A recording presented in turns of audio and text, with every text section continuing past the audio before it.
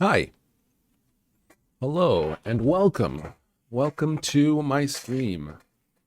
Hello, I am SolarLoon. I'm an independent game developer. I'm the creator of Tetra 3D, which is a 3D rendering tool. That's what I'm using to make this game. And I'm the creator of Master Plan as well. And I'm an independent game developer. Sorry that I'm talking a little weird. I ate a baked potato because I was hungry. And if I didn't eat anything, it was going to be tough to go for a couple hours. So now I feel a little better.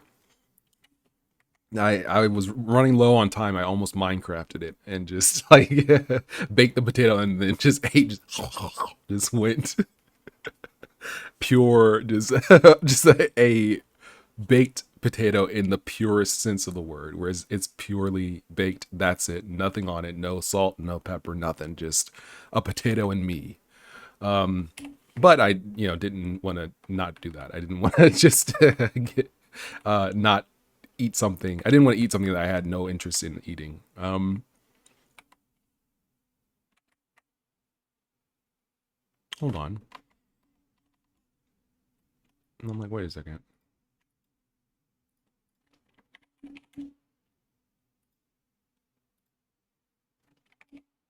Oh, he's a little bit. Oh, that does make sense. So he's going to have to be like something like that. Okay. All right. So that's a little better. I think that's better. I actually might need to be. Yes. So this is Tetra 3D. This is my 3D game development framework, coded from scratch. It is basically a 3D renderer. It's basically kind of like a largely software 3D renderer, which means that you get basically kind of PS1 style graphics out of it. Franco Gamer says Go is a programming language. Yeah, yeah, Go is a programming language. Started by Google. It's like 13 years old, something like that. It's not like super new, but it's on the newer side of things compared to something like Python or C++. Hasn't been around that long. But yeah, Go is a programming language, and this game is basically written largely in code. And so this is interesting, I think, because most games are made with an engine, commercial engine, a popular mainstream engine.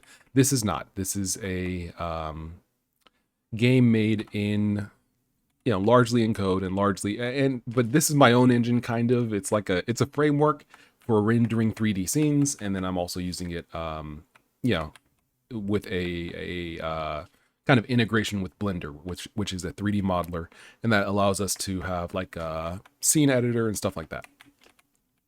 So, the game is basically kind of like you are chasing around this guy. He is trying to get all the gold. You naturally do not want him to get the gold, so you're trying to capture him. Um, if you stand on his position, if you're close enough to him, then he will get captured. But you naturally, uh, you know, he's a little squirrely. He's a little like wriggly, so it's hard to do that. So what you can do is body check him like this. So there we go. So when you body check him, now he's still. So the idea is basically you body check him to stun him, and then you can capture him. And so the game is basically capturing enemies, capturing thieves like this, uh, every doing it 3 times essentially, and then that's the end of the level. If he manages to get all the gold, then you lose. So it's kind of like Pac-Man in reverse.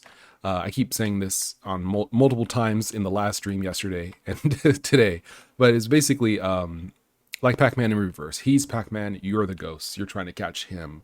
He's trying to get all the pellets. You can body check them like that, and different enemies will have, or different characters rather.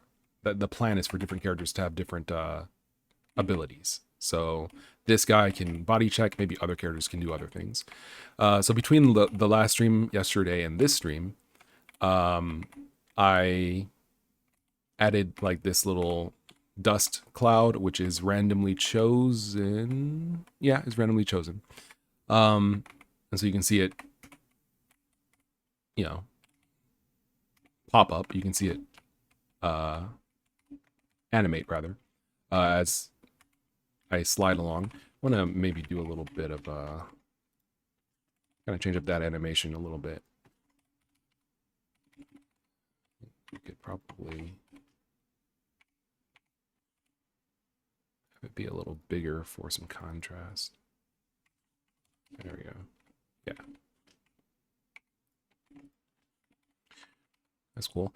Franco Gamer says it chooses its movements randomly, or has, I'm not sure. I guess you maybe it got cut off, but I imagine you meant to say, does it have pathfinding? It does have pathfinding. It, like, when you get close, it tries to go to a random cell not near you. So you can see he's not really going for the gold. But that's not perfect. Sometimes he will go for the gold, and it's kind of like random. Right now he's just running over the gold, so he just picks it up because I'm chasing him over it. But like sometimes, like whether he picks up the gold or not is pretty, like as long as he has like 3 cells of distance, he'll basically go for the gold, as you can see. So like he's pretty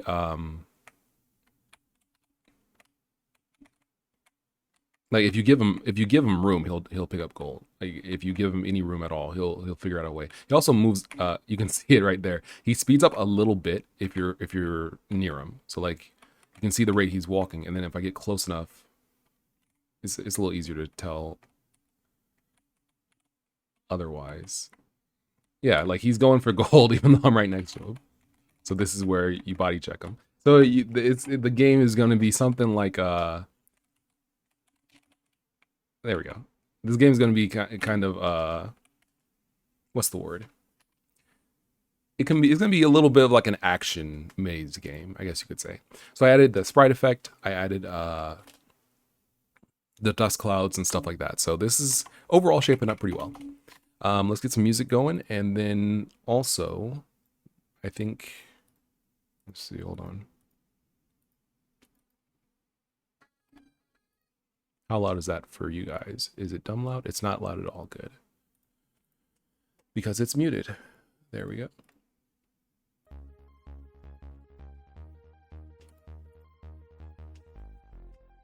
Okay. Cool. So what I might want to do, because basically I have this thing called a sprite flash effect, which essentially runs on the sprite, and then you can use it to like flash a sprite or something like that. But I'm thinking that there might be multiple effects like this that I might want. So it might be better to basically make a sprite a kind of struct that wraps our sprite meshes, our sprite models, and then it can do stuff like flash or maybe rotate or whatever. Like we don't have to instantiate an effect specifically.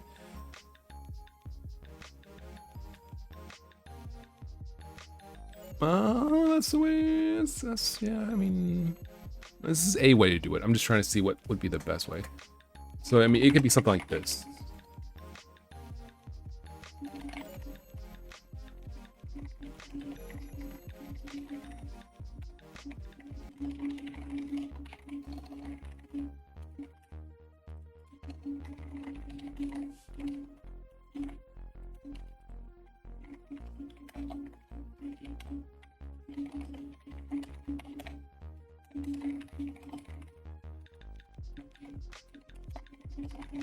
So it could be something like this, and then we can put the sprite flash effect code here, and then we just make any sprite we want to flash, whatever, we can put it in there.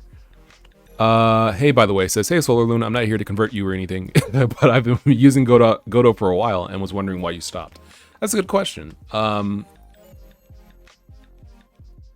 It feels a little messy, but I think that it felt messy when I was working on it, but it also feels like that's largely because of me. Like, I don't think it's messy as an engine. I just think that maybe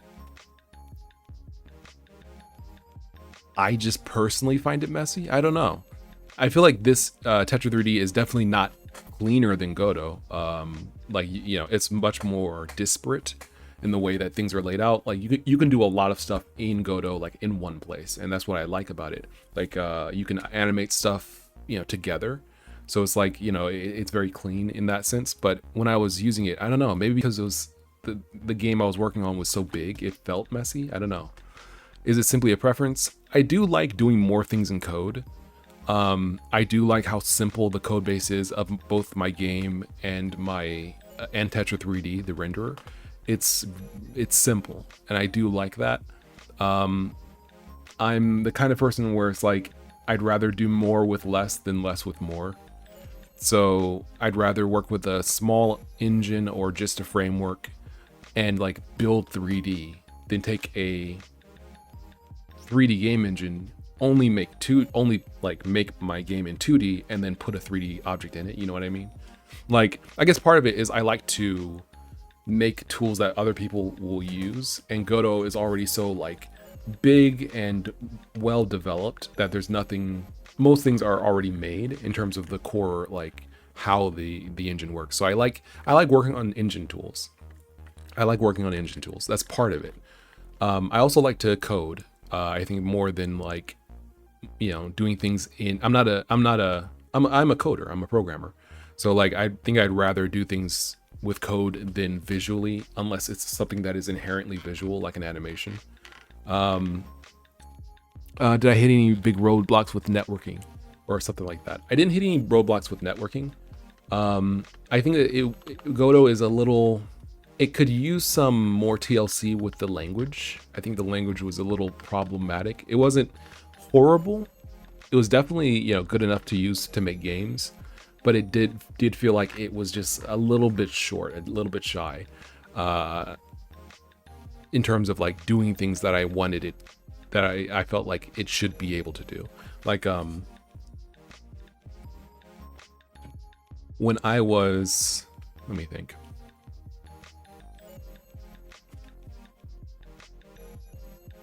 When I was working on I Know Who I Am, the way the cinematics worked was a little problematic, as I recall. Oh yeah, that's right. Did they ever... Hold on, let me take a look here.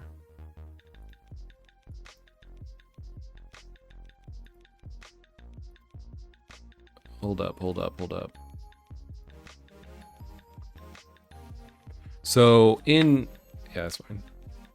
In I Know Who I Am, which was basically an adventure game I was working on in Godot, this seemed to be the best way to do cinematics or like event sequences. And I'll get the GD script add-on so we can get some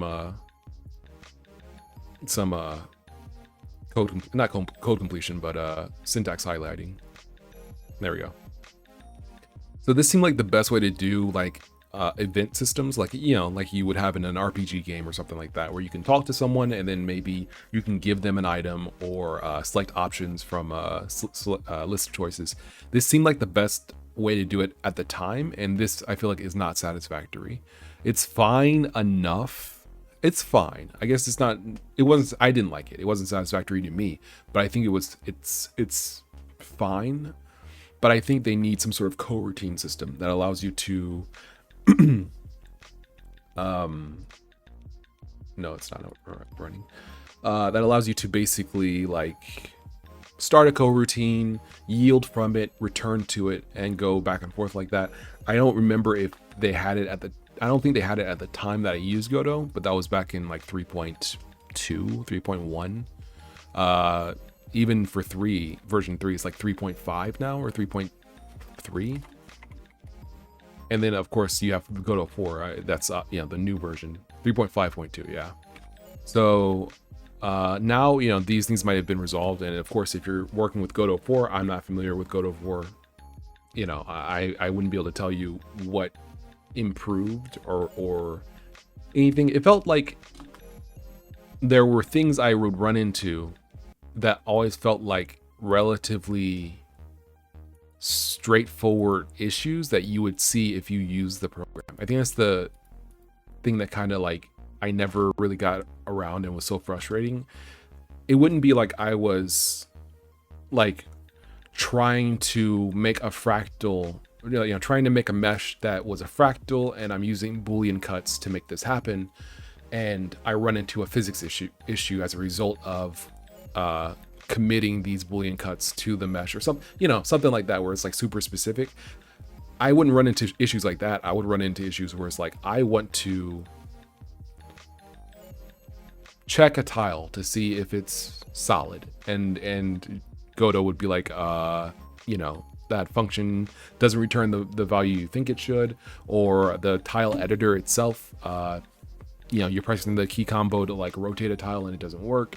Just stuff like that, where it felt like I was running into issues and bugs that were completely visible if people use the program. And so it was frustrating, because it's like, I'm running into problems in just using the program at the time. I wasn't using it for anything out of the ordinary. I was just using it as you would a 2D or 3D game engine to make a very simple 2D or 3D game. And I kept running into problems. And so I was like, that was kind of frustrating to me, because it's like, if you're gonna give up the control of doing things yourself, you want it to be for a good reason. You want it to be where it's like, well, I don't have the control, but it's very stable, it's very easy to use. And it felt like I was kind of like grappling with things sometimes. It overall wasn't worth, I think, not using Godot. Like, I think I probably could have definitely, I could have definitely finished I Know Who I Am in Godot. But at the same time, it also feels like there's a lot of,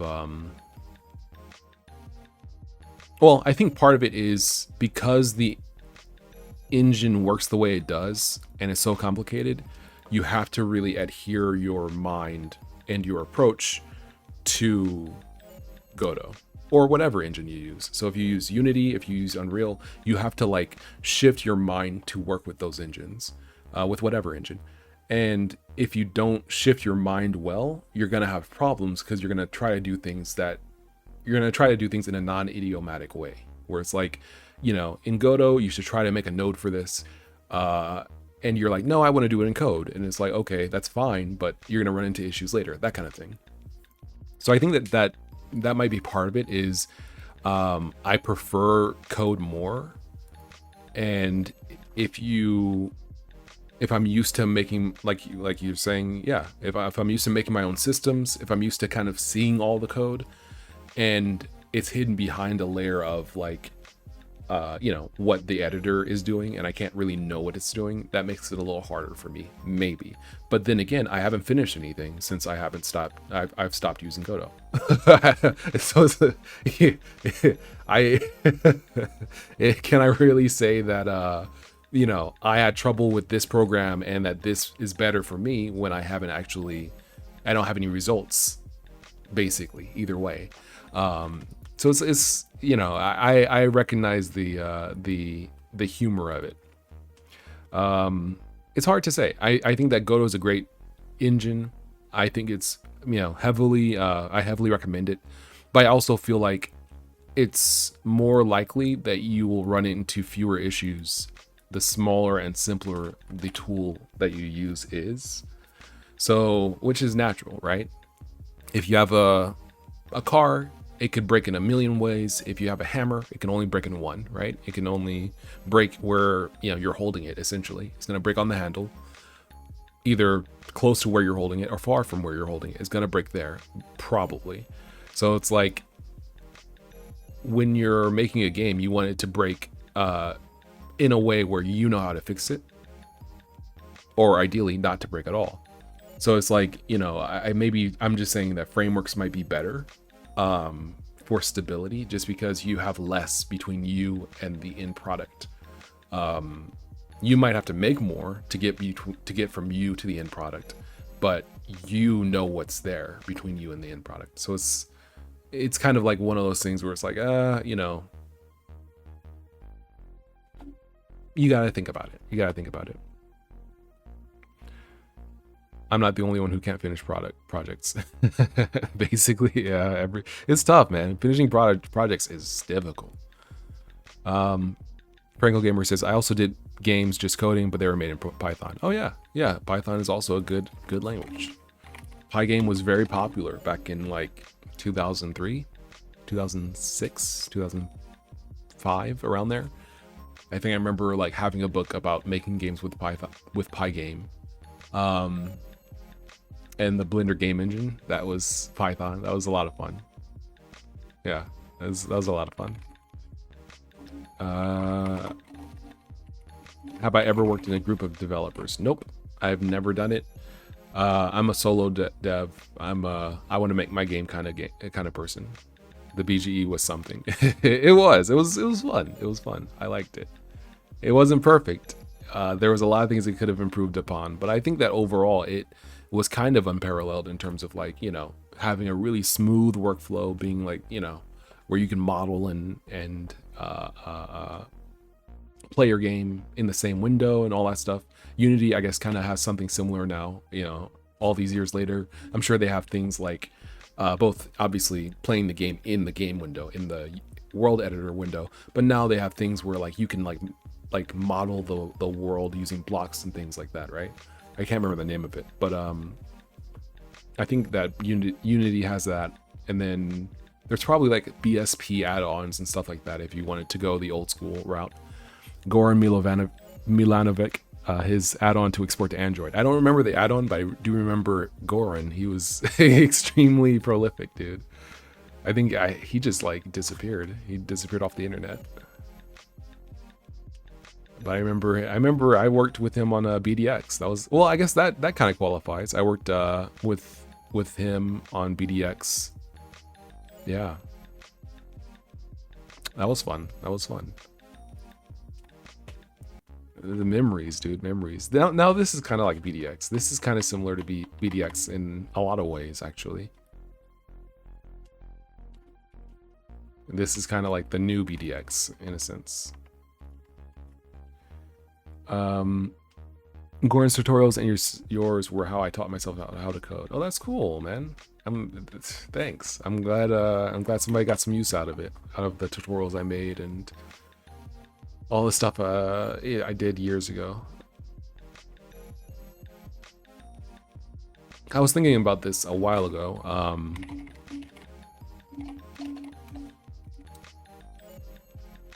Well, I only have one sprite effect. There's no point in, because I have to call update anyway, right?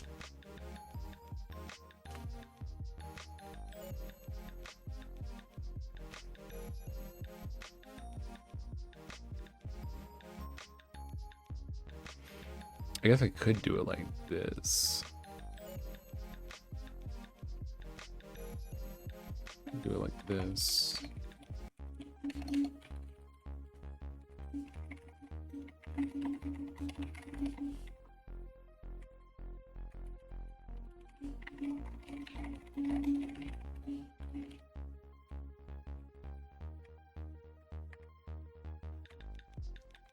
Then I could just do it like this.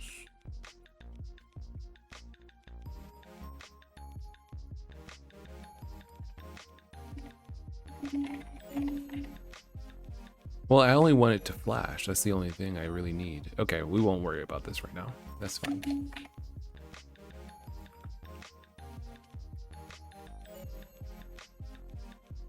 No. Maybe I guess I could do it like this. This is kind of the best of both worlds. I'll do it like this.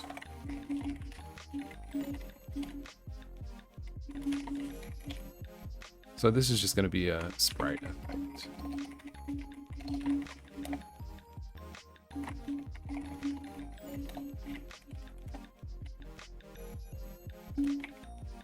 All right.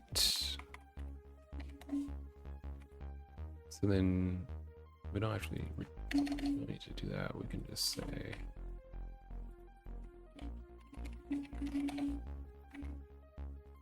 there we go. Then we go to enemy.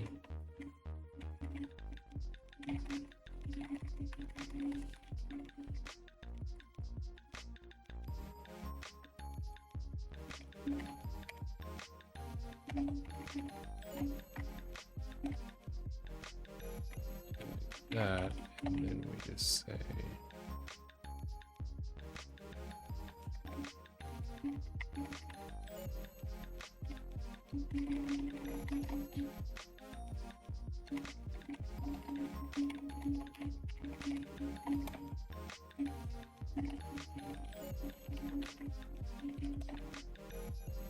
And then we don't have to call update on it.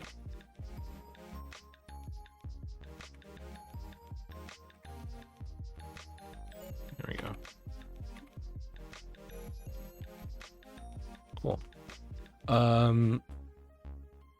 Hey, by the way, it says I'm actually contracting sprite artists on Fiverr now. It's something. Something in a good way or something in a bad way. If you want to contract sprite artists, you might want to go to Pixel Joint. If you're like, if you want like quality, you know, like good artists, because you can look at Pixel Joint and be like, oh man, I love this guy's work, or I mean DeviantArt, I guess, as well. But yeah, Pixel Joint is a good place to find pixel artists, and I imagine most of them would probably love to work on projects. Yeah.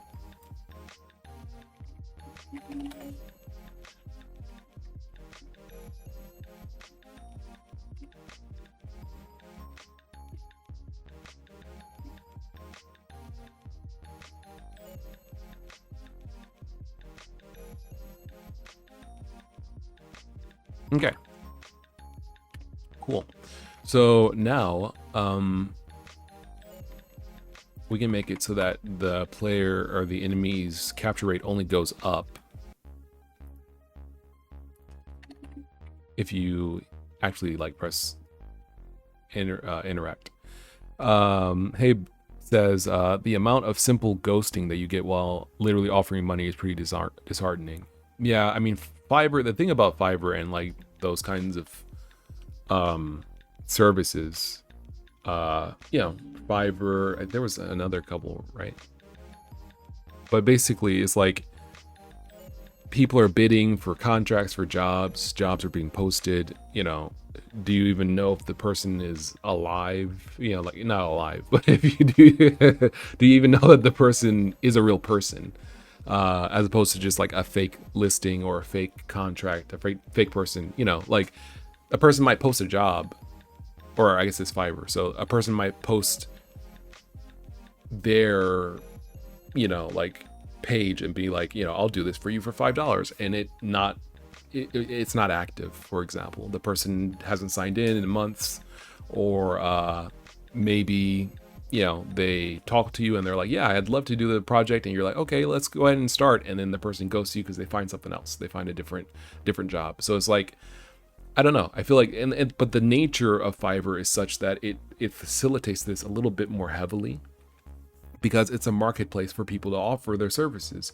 So you're not, you know, supposed to almost stick around, you know what I mean? Like you know, pop up on Fiverr and you say, hey, I'll do this for $5, and you get different offers, and somebody says, you know, oh yeah, I need, you know, 500 sprites, and someone else says I need one. It's like, okay, well, I'll just take the 500 sprite guy and you know, do that work, and I don't care about the guy who you know, said who has one job or one sprite, like, you know.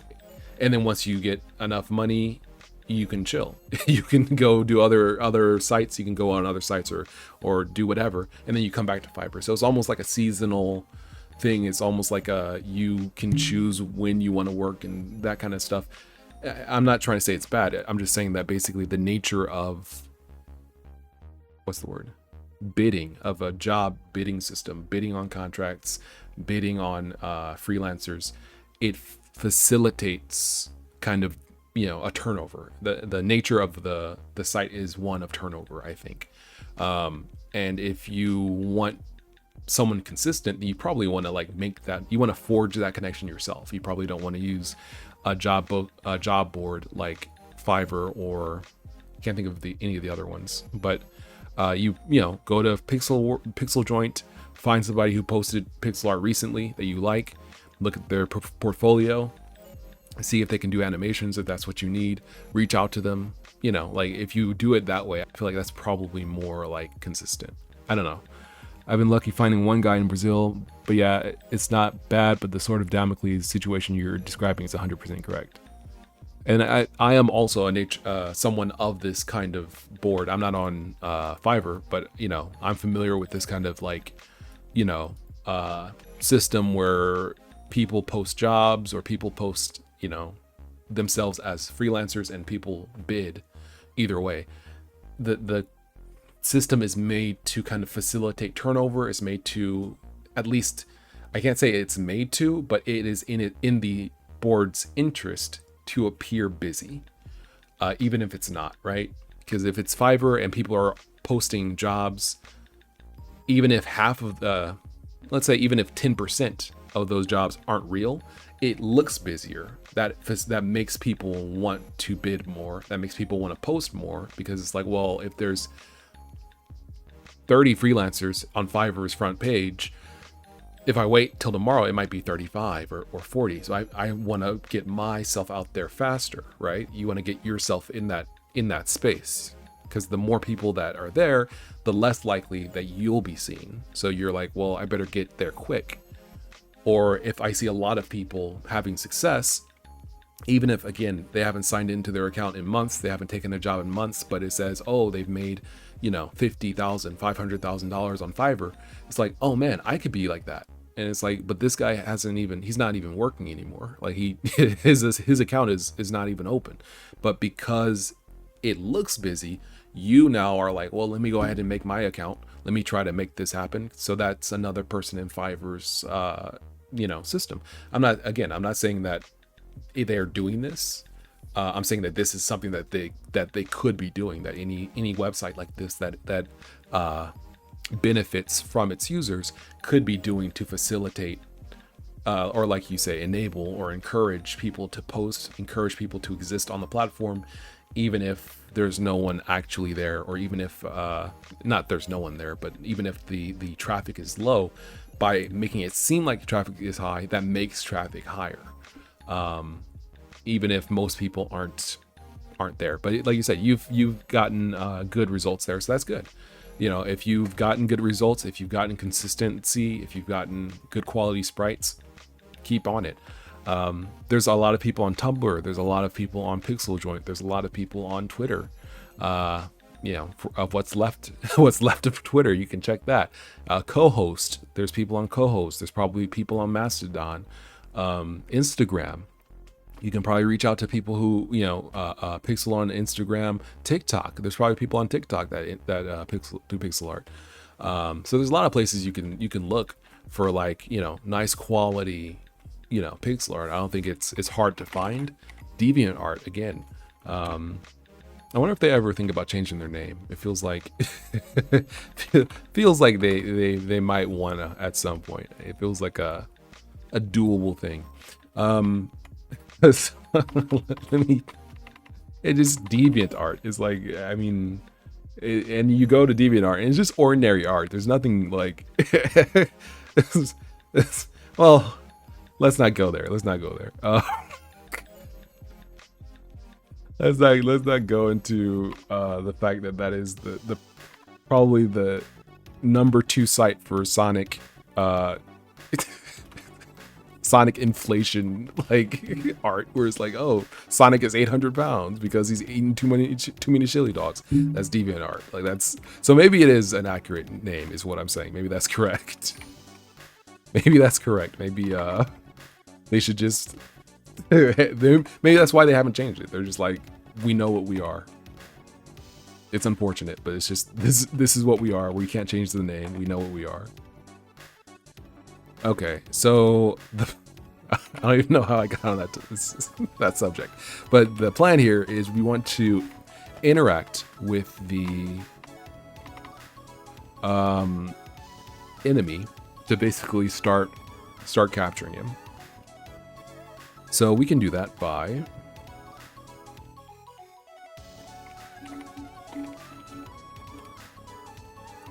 doing something like this.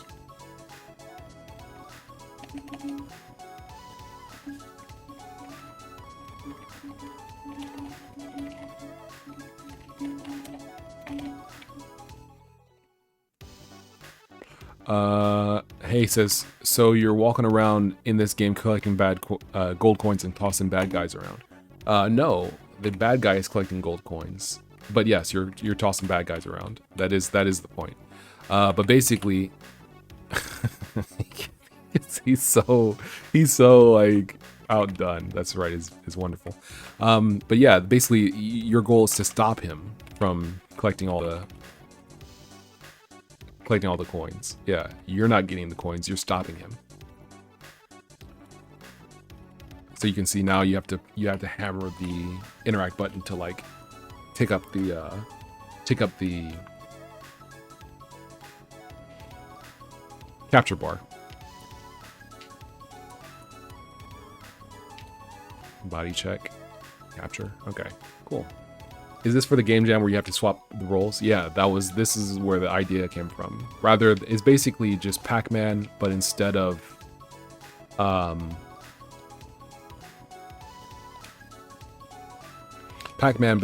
you being Pac-Man, you are the ghosts. That was the idea. You're the monsters. You're trying to capture. You're trying to catch Pac-Man. So this is working all right. What we want to do, I'm not sure what's up with that. Oh, I have to fix the coin. That's right. What we want to do is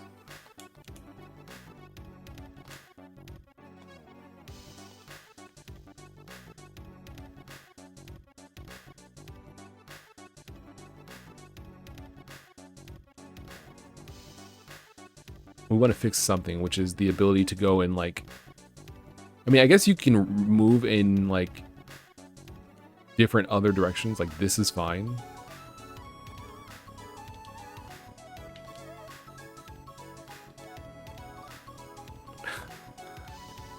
That's fine. But I think he should only move in whatever direction you're facing, left, right, up, or down. Because if otherwise, he can move in some kind of janky angles like that.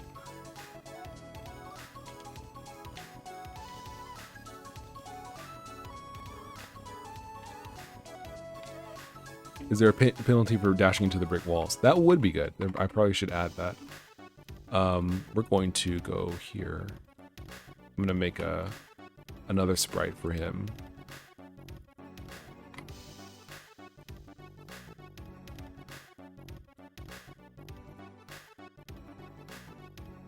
Yeah.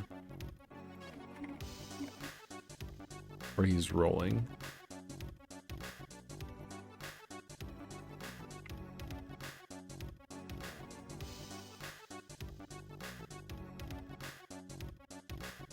Okay, that seems to be correct. So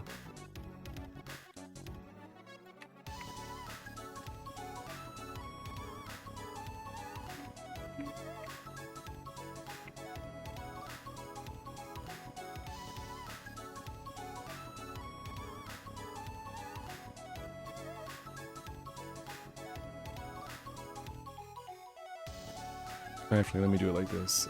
Sprite duplicate. Yes.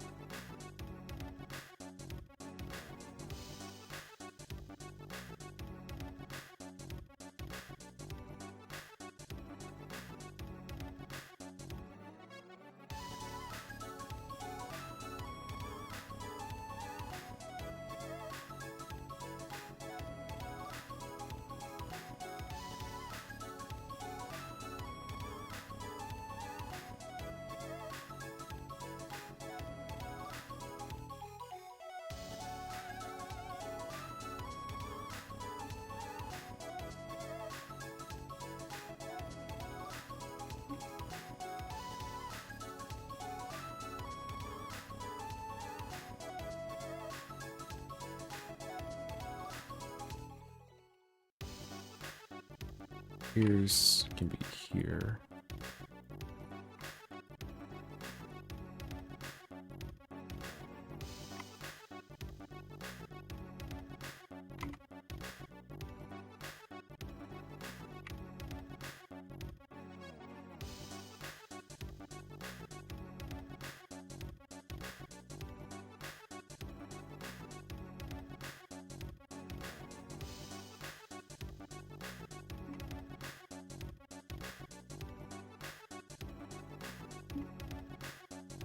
See how this looks. I'm not sure if this is at all necessary.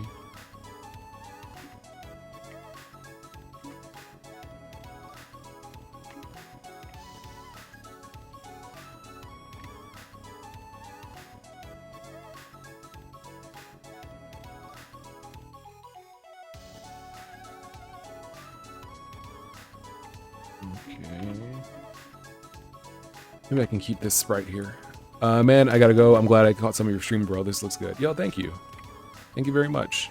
And thanks for stopping in. I'm sure he's gone, but thanks for stopping in. And yeah, I appreciate it. All right, so we got... we could use...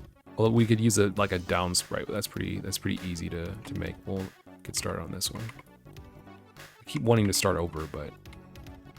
it'd be easier if I didn't.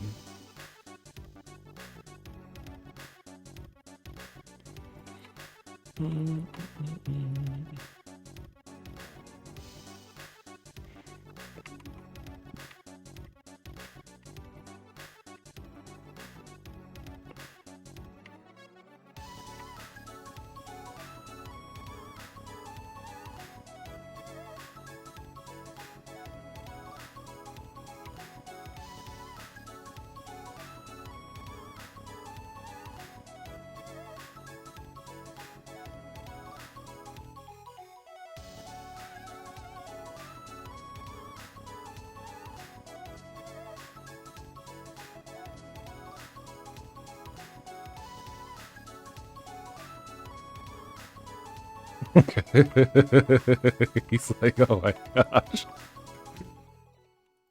He's like, oh my gosh. Let's see, do I want his eyes to be that big? I don't think so.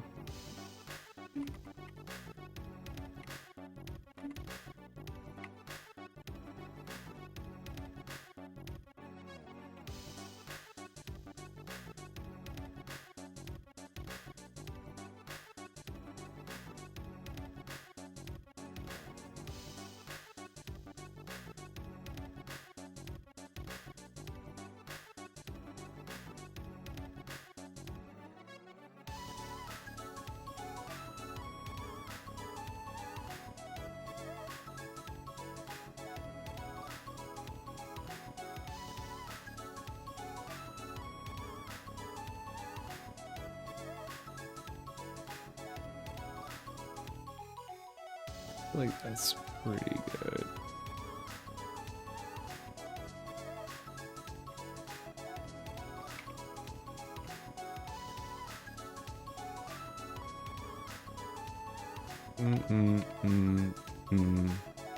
What would be here? I guess it would be like the one of his ears.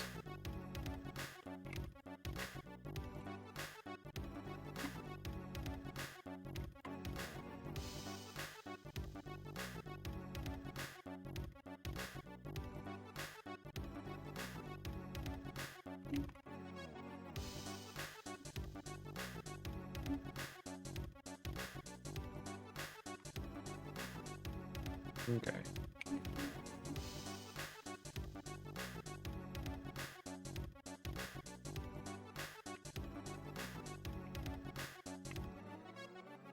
That's pretty good. Yeah.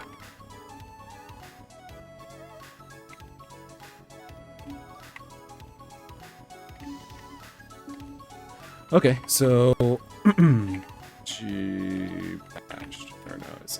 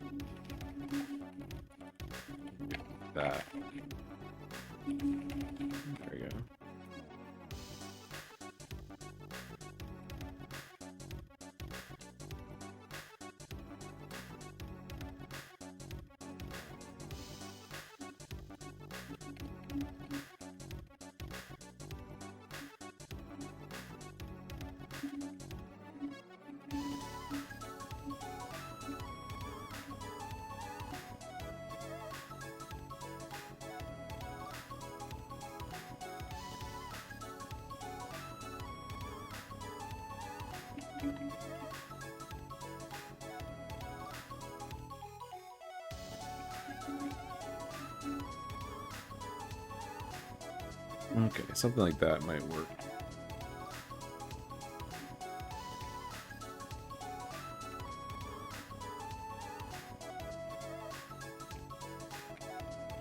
That works pretty well, actually. Yeah, that's pretty solid.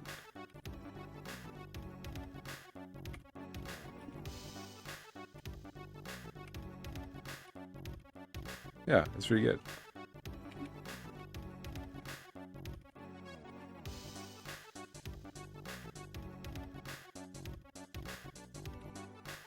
Cool. We might be able to rotate it to like match his direction. Let's see. How would we do that?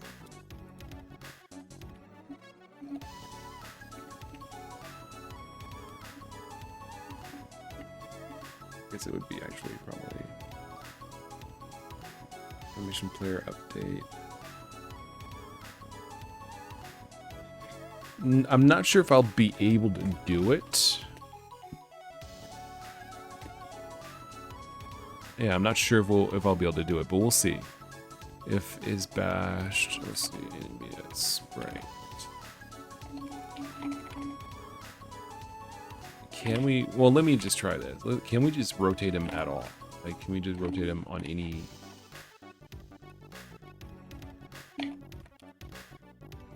On any angle? No, I don't think so. He might have been rotating, actually. Can we see? Did I just not see it? Oh, he's tilting. Yeah, okay. He's tilting. Okay. So that works. Can we rotate him on... It would probably be the Z-axis. Can we rotate him around? We can! Yo! This is dope! Okay.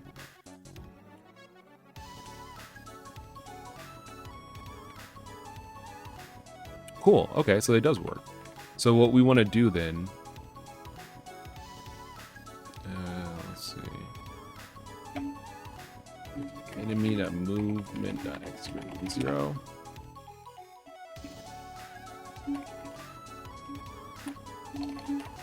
Okay, so what we want to do is something like this. New rotate 0, 1, 0 or 0, 0, 1 rather. 0. There we go. If it's 0, okay. Fine. So we say enemy sprite dot. Wait.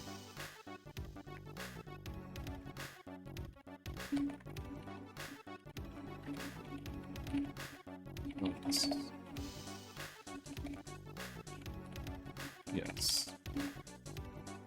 Set world rotation. Okay.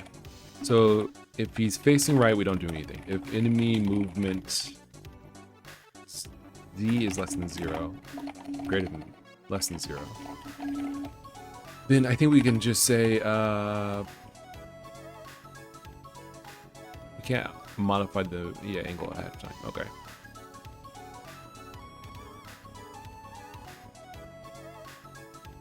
Oh, then we want to just set the angle. I see.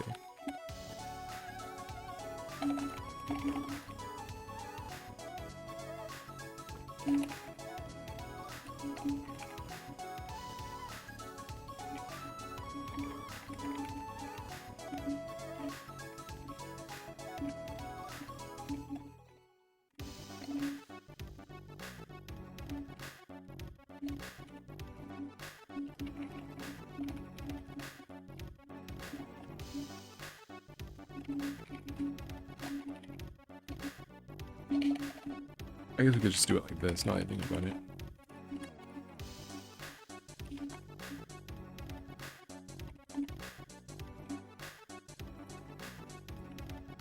Okay, something like that should kind of do it, I think.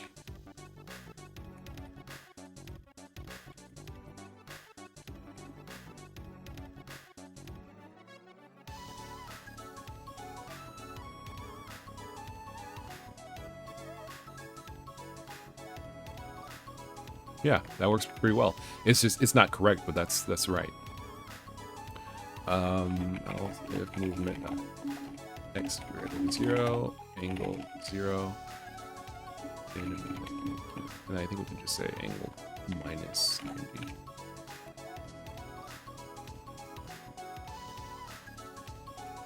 Or I guess I could just rotate it now that I think about it. He's on the ground. He's on the ground. All right, so I think we could just rotate this. Rotate 90 counterclockwise. Yeah. Oh no, we just wanted to do it with these layer, right?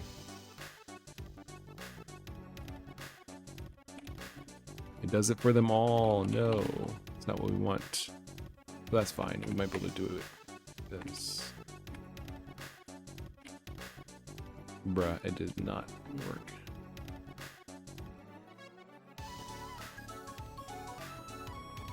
There's no way to rotate just like the ones we're looking at. Frame, tags jump 2. Reverse frames tags, right.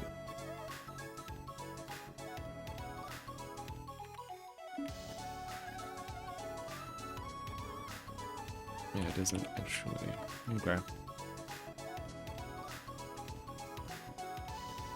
Let's try this again. We will rotate it counterclockwise. We will select these. We will.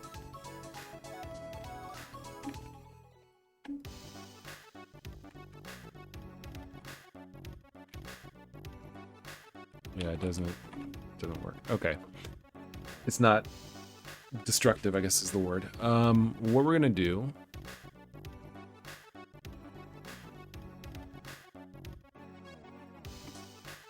I guess we can just do it like this.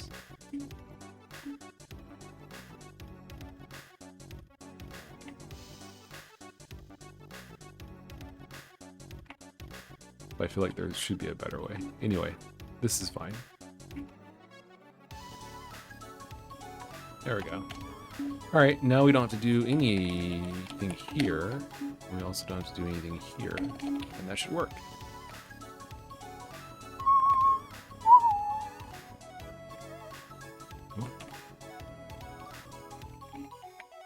It's not perfect, but that's pretty good. He gets darker because his the angle is different. So we want to fix the angle of the vertices, or set them to be shadeless, or we can set the normal. I guess that works. We can set the normal. Or we could not set the normal as well. Do we want to just not set the normal?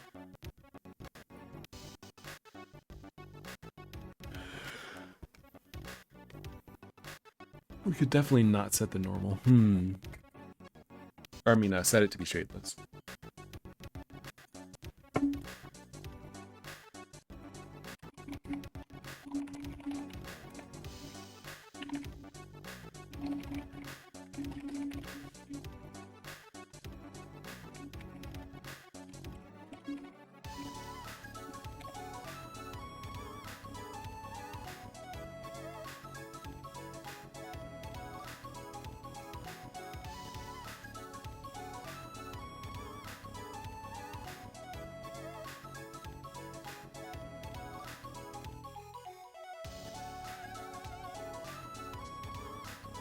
It's not bad.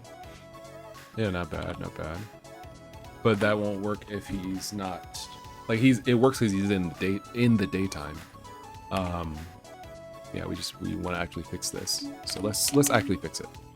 So what we want to do is set the normals. So select vertices, select all, set normal. We don't have the ability to reset the normal. Alright, well, the normal that we know we want when it's fixed is world up, I believe. But I think when we're rotating it,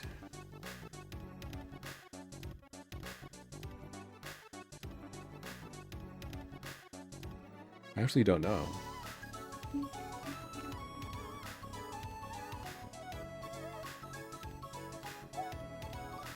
That's the way it is normally. Okay, so it's world up. Oh, I see. We forced it to be up. So it's instead of like that, it's I see. Right.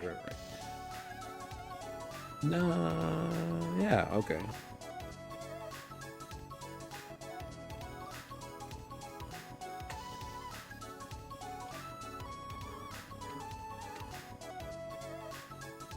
Because we're rotating.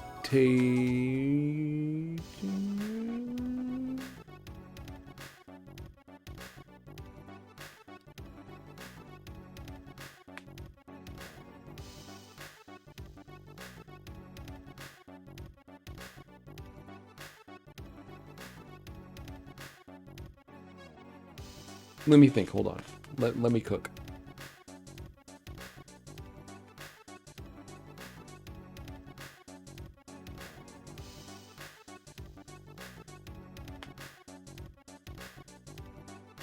Can we just like rotate the UVs to get the same effect? I don't think so.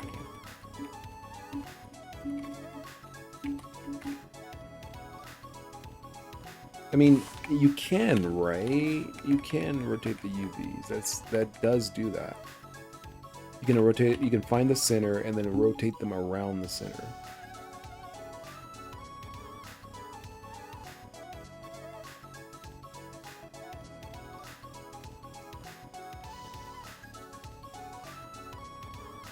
Because we're rotating only 90-degree increments. That should be doable. Let's take a look. Let's see if this is doable here.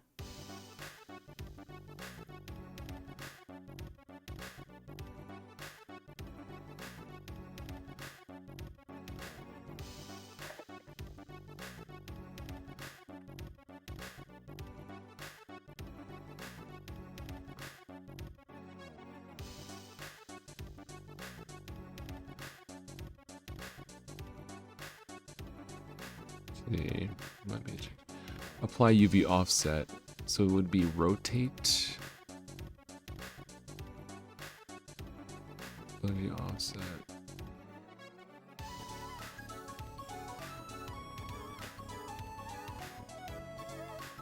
So it would get the center. Yeah, I mean we could do that. We could probably do that with here. I'm wondering if we should even have this here. Maybe we shouldn't even have this here. But no, I think we need to, unless we stored the original offsets. Reach mesh. This unnecessary data. Okay. We could probably do something like this.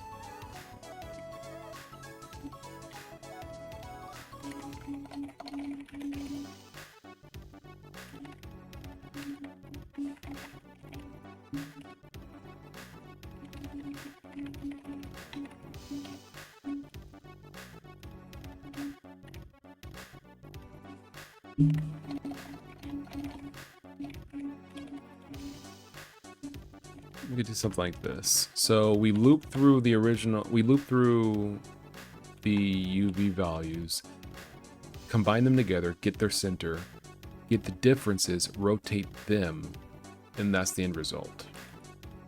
Feels doable.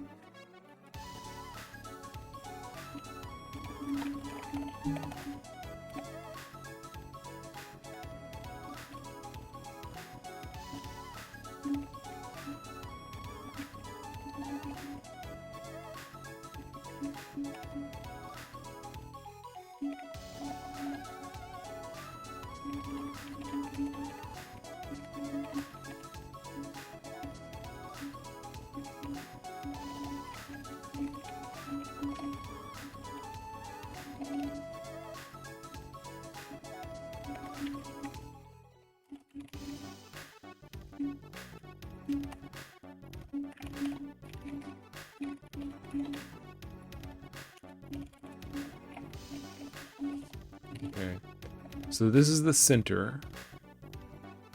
Now we want to loop through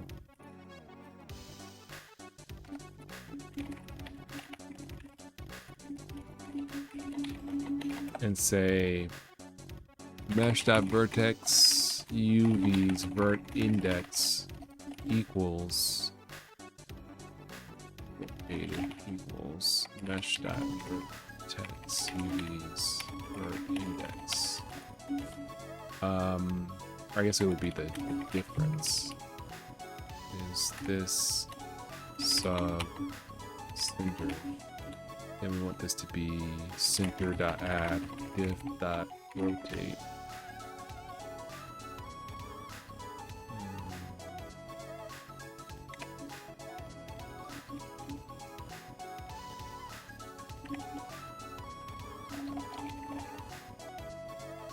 All right, something like that might do it.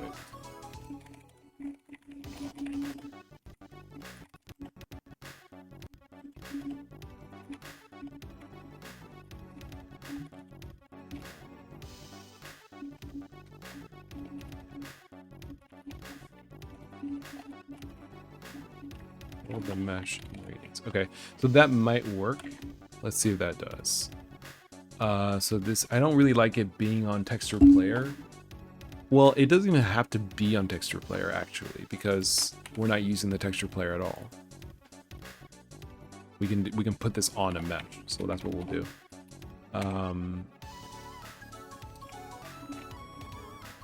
Well, I guess we can put on a vertex selection because that's more sensible, I guess. Set color, set normal, move back, rotate. This is gonna be funk selection, rotate UV offset. Yes, mesh. But we don't want to loop through all the vertices because we may not want to loop through all the vertices. And this could be useful. We could use this to like rotate or maybe offset UV values of a specific vertex selection. So this actually makes sense. So for vert index and range mesh dot vertex UVs, I guess it would be for my indices.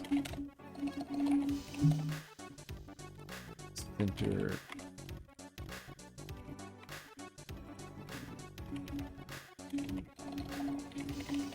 I.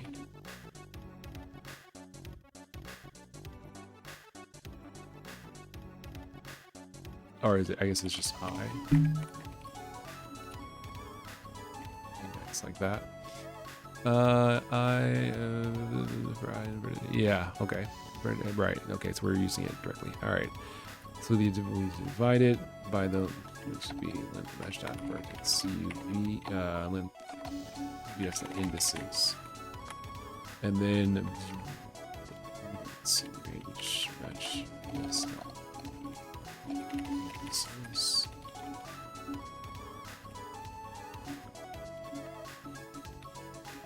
Okay. Thinner dot add diff dot rotate. 001 rotation. I think this is right. Rotate UVs. We can also just add a move UVs to the same thing.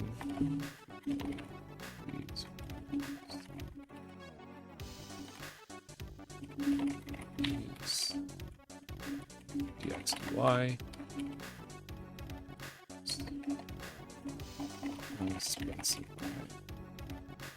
We don't need to get the center at all. We can just say we don't need this. We just say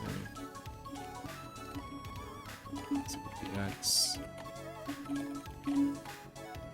Really, this is a vector. Okay, seems like a stupid implementation on my part. All right, move UVs back.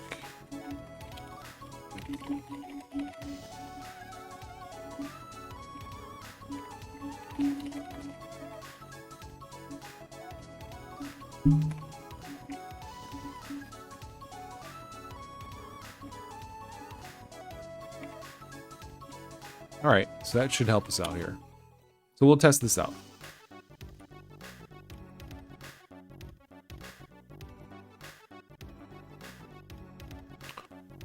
Yeah, we'll test this out. What we'll do...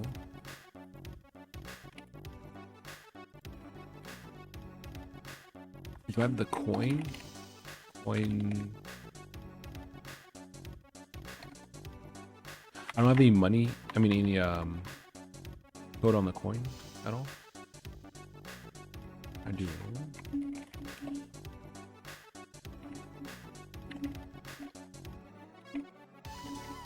I guess I don't. I guess I don't. Okay. I don't. All right. Well, that's perfectly fine. So what we're gonna do, we're just gonna do like this.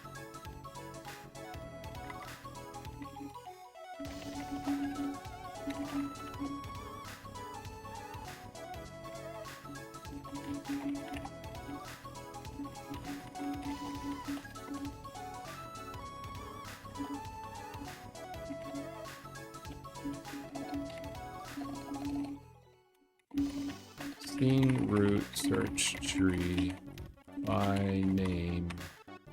Index 1 dot by nodes 0 dot.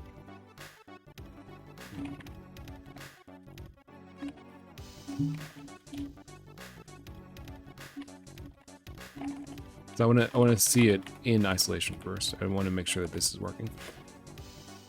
Because when it's animated, it's going to be harder to see that it's working.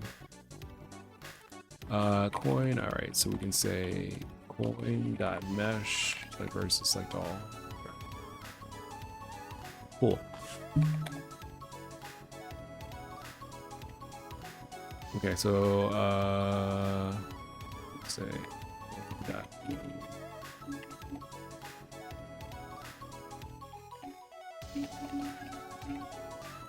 All right, so which coin is it?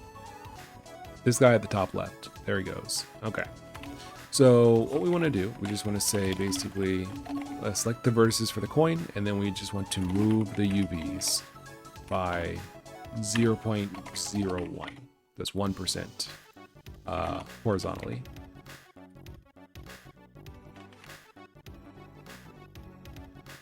It's not working.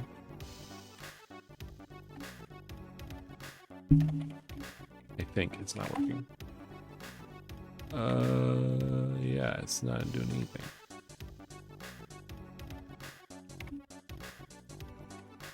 Move UVs for index.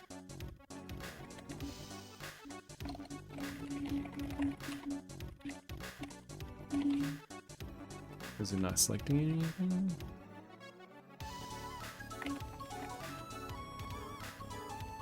No, it's selecting all the vertices. Okay.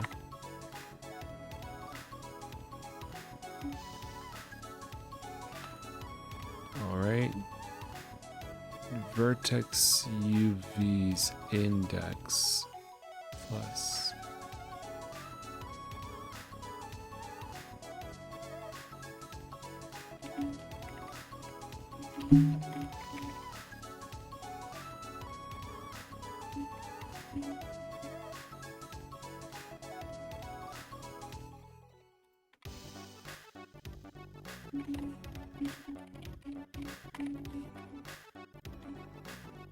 Let me change the music. I've been...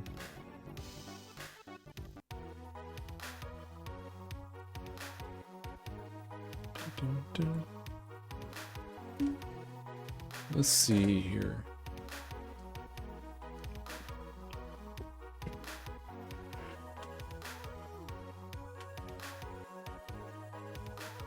We're selecting all the vertices of the mesh.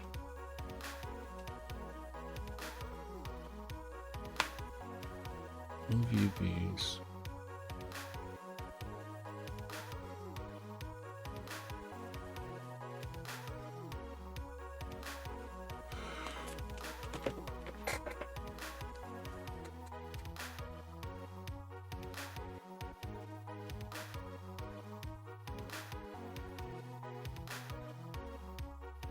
Like, I'm not crazy, right? Like, I'm looking looking dead at this thing, and I'm like, there's no other way this could be taken. The X and Y values are being directly written to.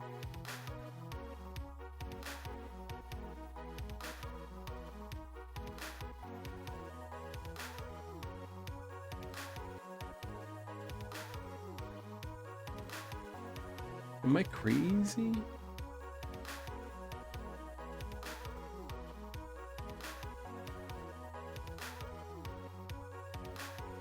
That's how I'm doing it for everything.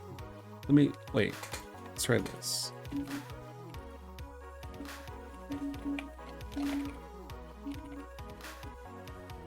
Let's try moving it. Yeah, it's not moving.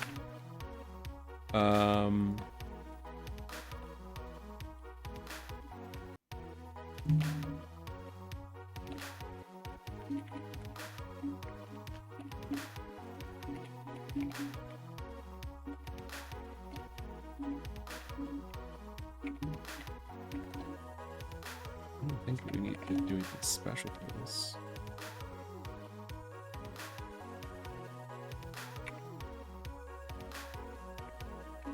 Like, it's not even moving.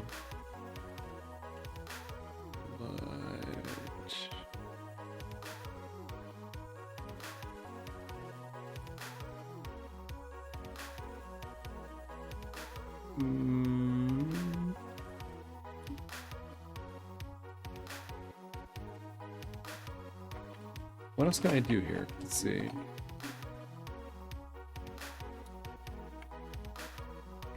Set color. But wait, how? Oh, it's because no, that's not right.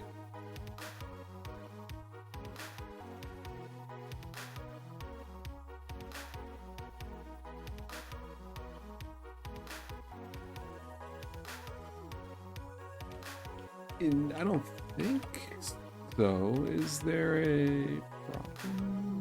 I don't think so. Like I'm looking at the right one, right? Yeah, okay.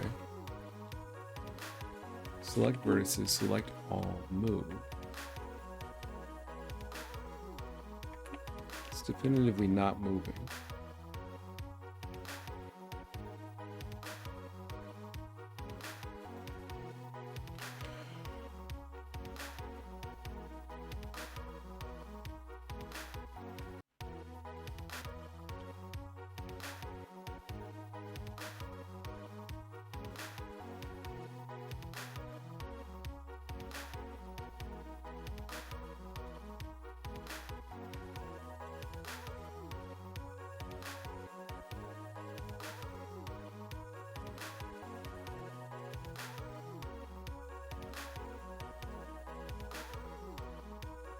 I'm not crazy, right? Select versus select all, move. I mean, like, I don't think this should make a difference, but let's see. Well, this wouldn't make a difference because we're not. Well, yeah, it's not doing anything. Like, this isn't, just straight up isn't taking effect. It should be not even on screen.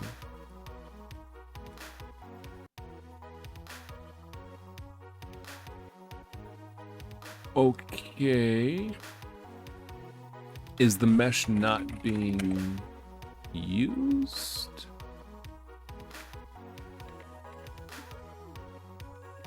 Because this mesh is being, no, this mesh is being used by like 1,800 coins. All right, let's do something else. Let's try this. We're gonna go over here. I'm gonna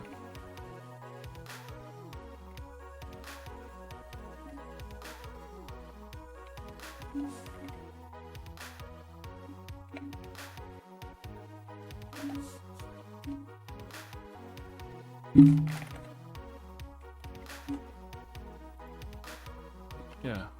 There we go.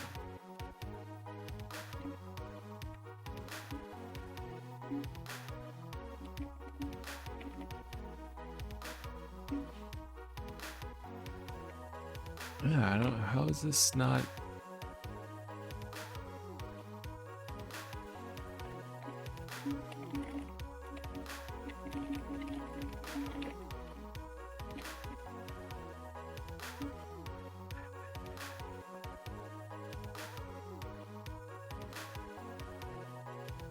Like, it's being written to, but it's not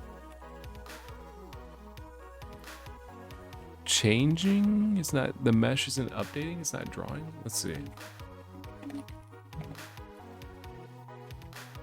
Why would that not be happening?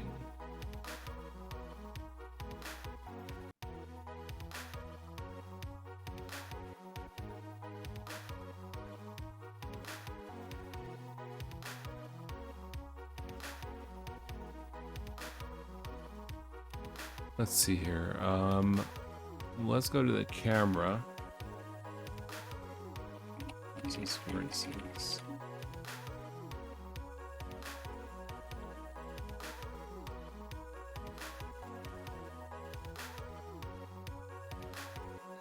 Okay.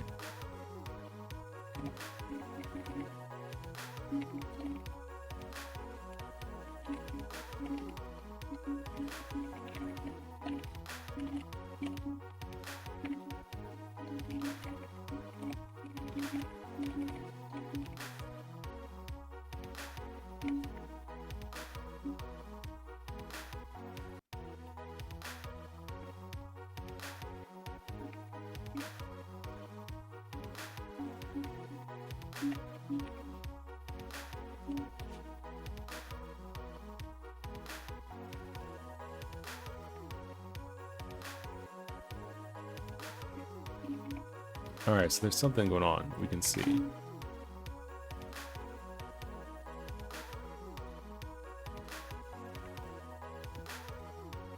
Yeah, coin. It's completely, the vertices are completely unmoved. Mesh vertex positions. Mesh vertex positions. Vertex indices.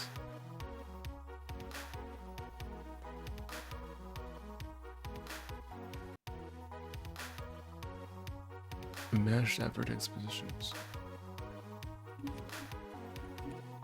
Is it the same mesh?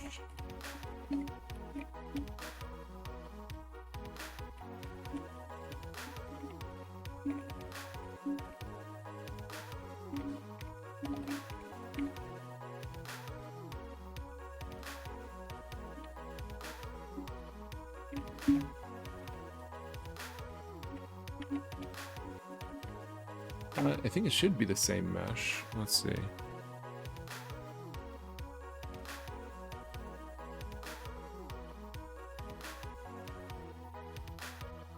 No, they're not. The one I'm editing is this one. Is this not the mesh I'm thinking of? How is this two different meshes? Oh, there's a hit button. I'm stupid, dude. I'm stupid. I can't believe I completely spaced on the most it's always something super duper basic.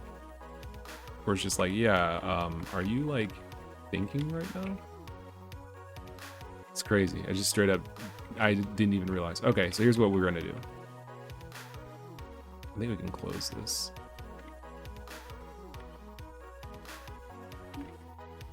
All right, so let's go back to move UVs. That's fine. We have to select the right object. We're moving the cube, the hitbox. We want to move the sprite. So it's going to be coin. Well, I guess we can say that. Something, I think it's about right. Nope. What's it actually called?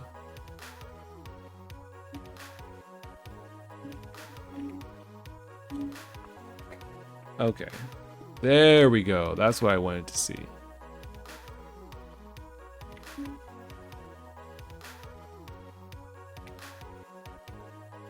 Yeah, you can see this, the coin moving. Okay, cool. So the coin's moving. So now we can try rotating the UVs by a value. We'll see if it turns. Whoa. So kinda? It's kinda correct. Oh, no, that is correct. Now I think about it, because if the... Yeah, I hadn't thought of that. Hold on.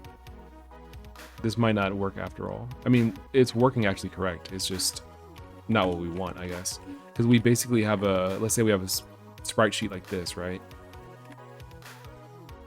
And it's divided into cells like this. Let me use black. Yeah. So like here's a sprite here, right, in this cell. This sprite goes from like, let's say 0.25 here to 0.5 here horizontally, but it goes from 0 to 1 up and down. So when we rotate it, it's like, it's just, what we want to do is rotate it around to basically swap. I guess we can do that. We can make it so that we would have to track how rotated the UVs are. But I think we could do it. I think we can. I think we can do it. I think we can do it. Maybe. Let's go back to Tetra 3D.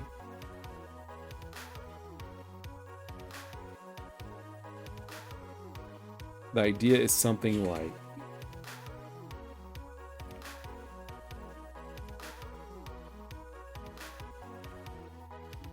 we keep a rotation factor that lets us know how rotated it is in radians.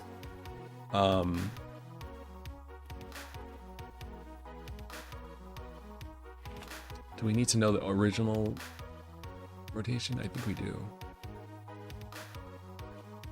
So if we know the original rotation, then when we rotate it, we can use...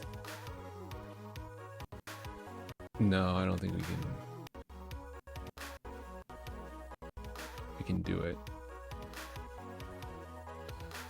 Unless we like know how big the image is to begin with.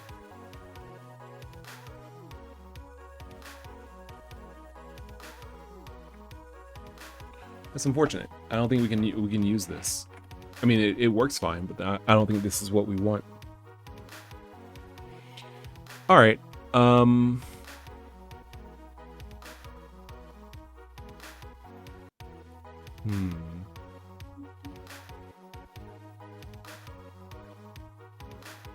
Yeah, we can't reuse that rotation. So we can set the normal. So I guess maybe we could just do this.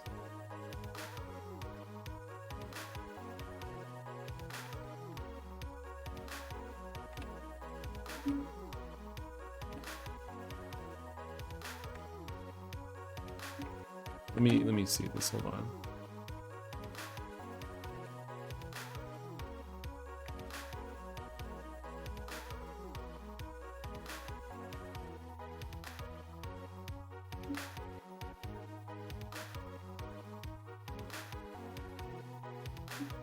I'm thinking that what we can do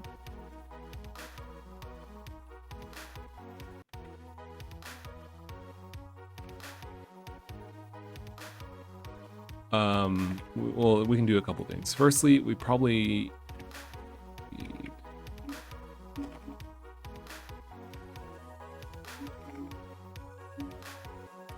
I'll do that. Let's see.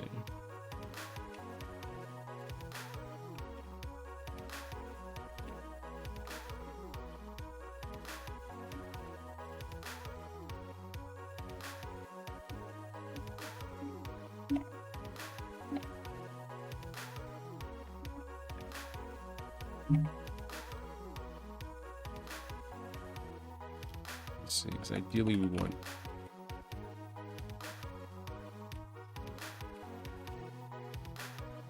Okay. Yeah, so you can see how it rotates the lighting change. So what we want to do is we want the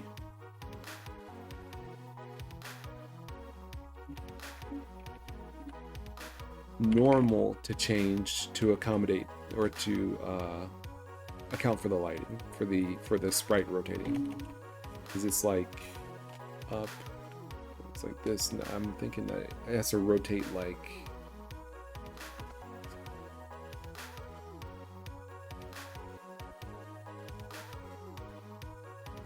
this.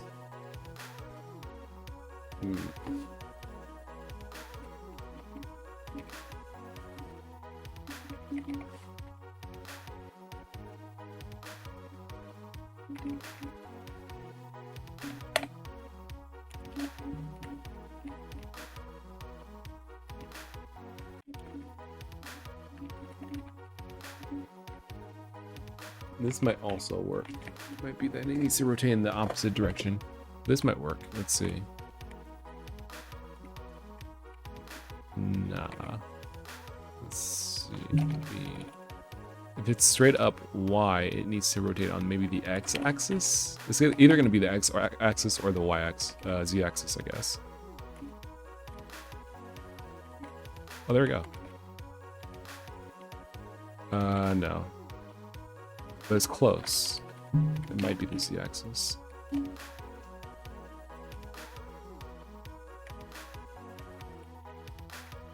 Yeah, those are correct. Nah, that's not correct. Set normal. We're rotating it.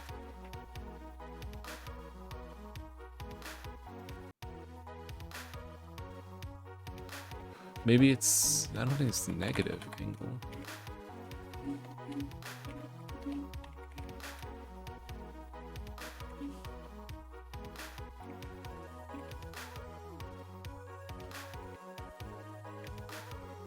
Oh, okay.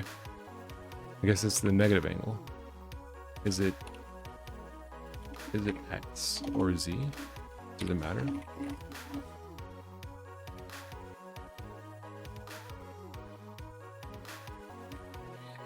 It does matter. Okay.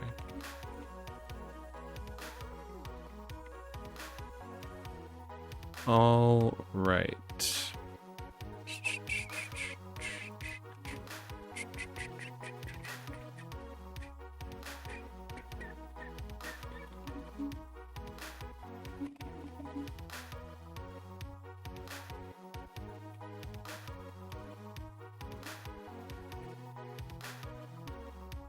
Cool. Okay.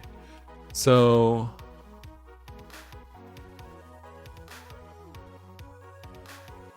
I wonder if it would be easier to just make some sort of like 2D normal, like a 2D normal flag, where if it's set, then it doesn't have a true normal. It just acts as though it's always facing whatever light that's lighting it. Like it's always facing directly the light source. Then you don't have to, we wouldn't have to mess with the normals. That would be a good solution. Let's see. Let me take a look at that lighting code.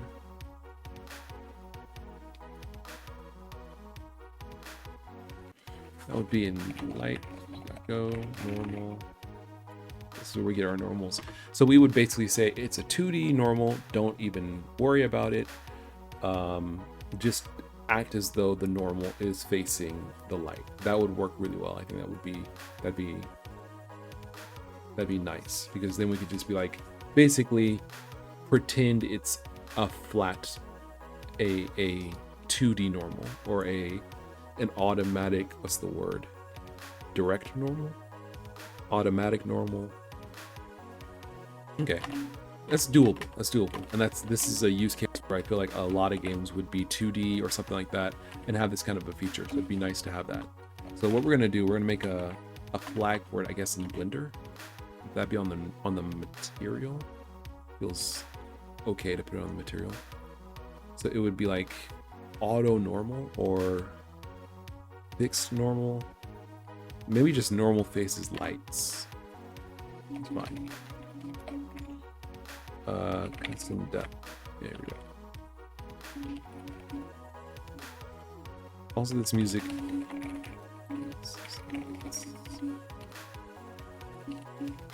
Auto rotating normals should always that use materials should always face sources. When enable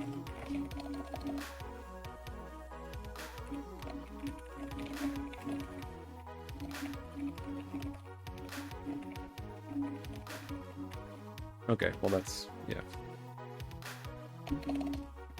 Default false. Okay, cool. Custom depth value.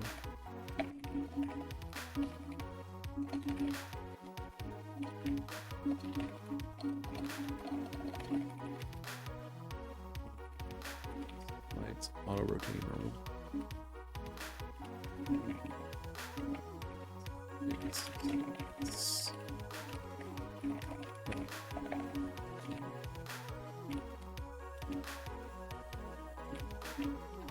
So it would be. Maybe I should put this stuff. No, I think this is fine. Custom depth. Custom depth is kinda. Yeah, I would say this is in that same category.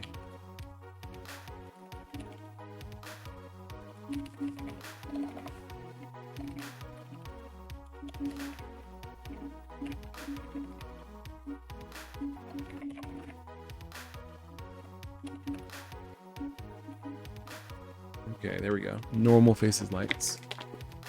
Cool. I'm gonna change the music.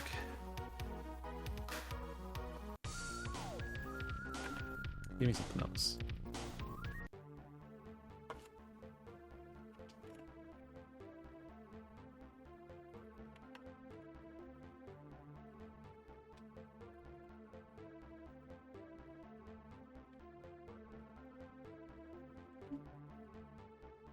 This is a little bit of a banger. Hold on.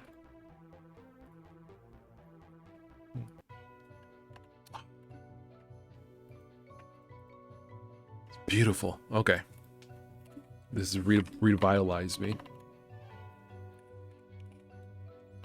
All right, so the plan here is it's going to be a little boolean here, a little button, checkbox.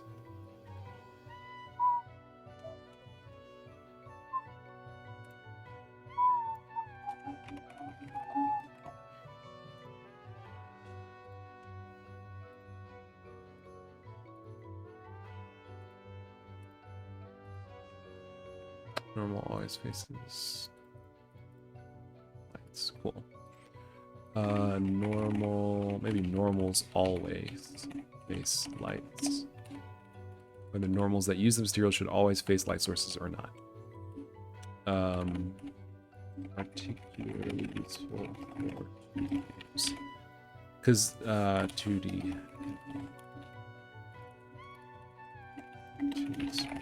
Because the idea is you never want to treat the sprite as though it's not lit.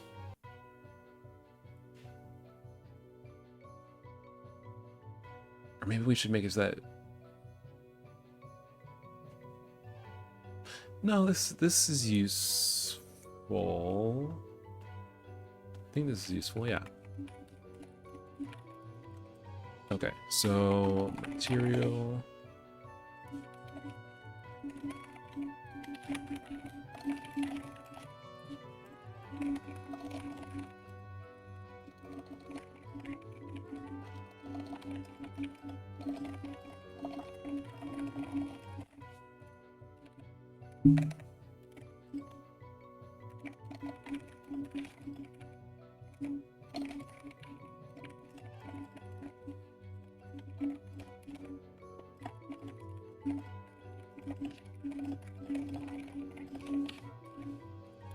Okay, so now we go to camera.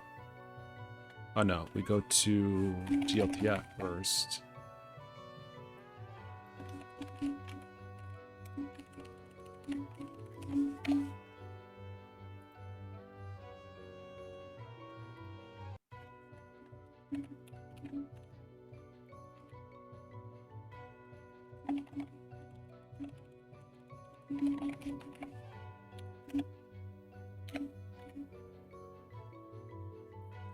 It's always saying face lights. Okay, cool. All right.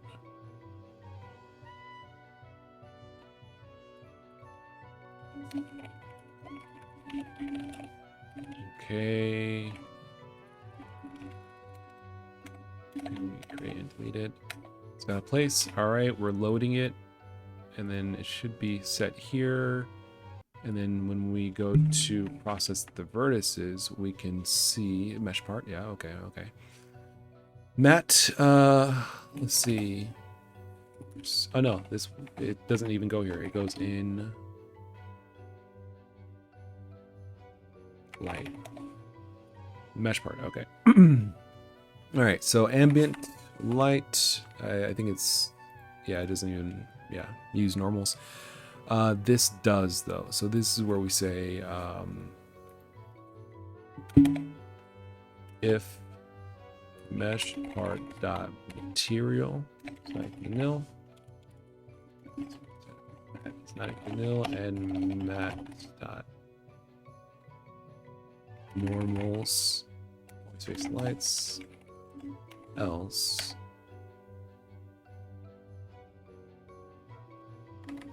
well, if it's doing this, then we don't need it to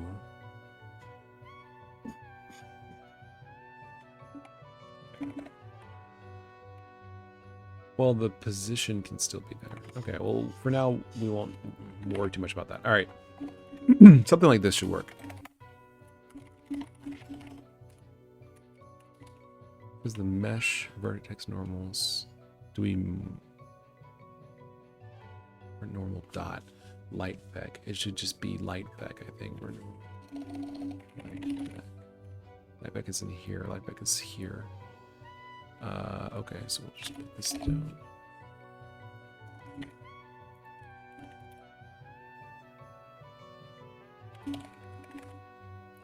Okay, point light.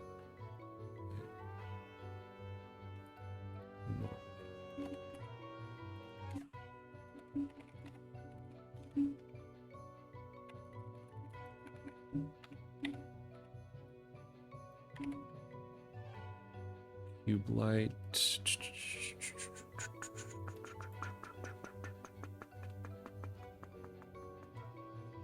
Yeah. Yeah. For normal is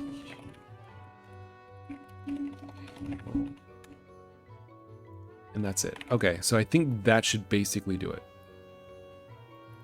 All right, so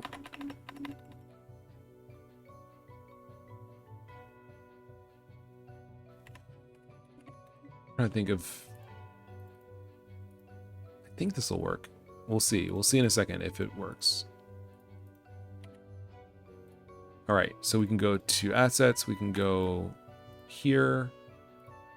We can be like, yeah, we want normals to always face the lights.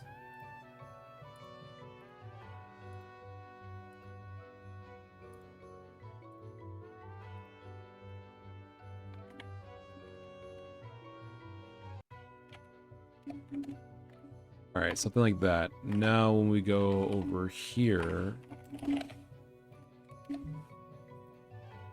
we don't mess with the normals at all. In fact, I don't think we ever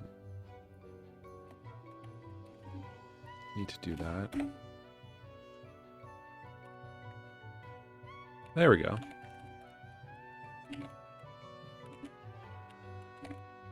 Beautiful. Wonderful.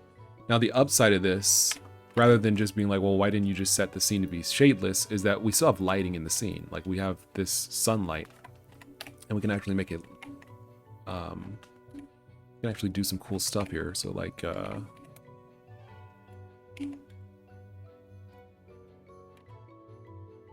why does that hide? Okay. So we can be like, oh, we want this to be like a red tint. Now the entire scene is red. Make it darker.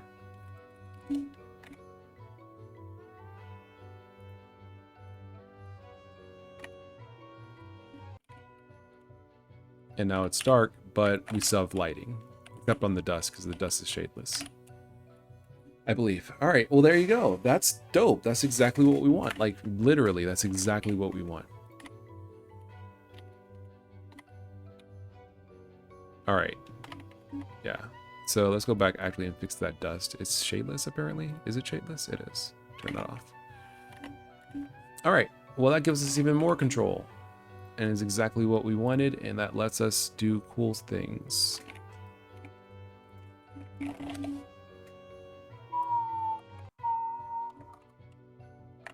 Bonk, bonk. Cool.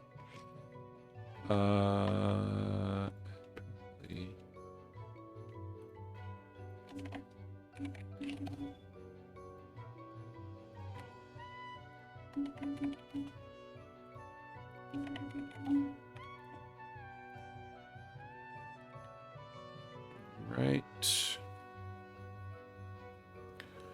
All right, rolling, bashed.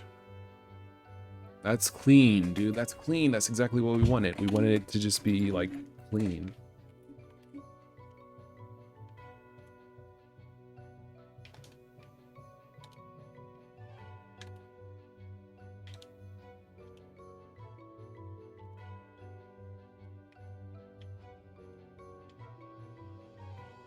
Cool.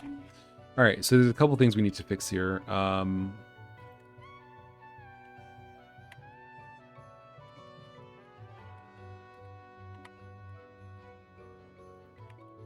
There we go. Okay, so this gets us back to it moving, the thief moving. There we go.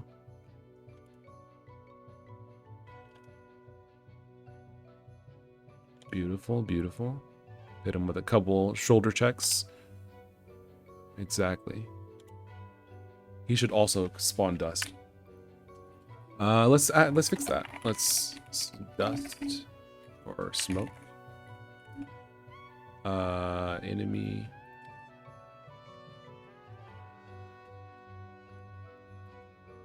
Right, we can say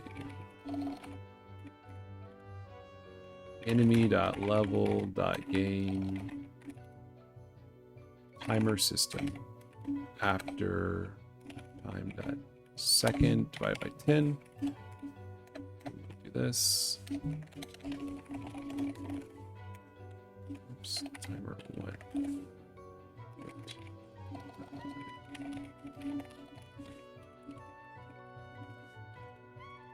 Okay, so I'm enemy.level.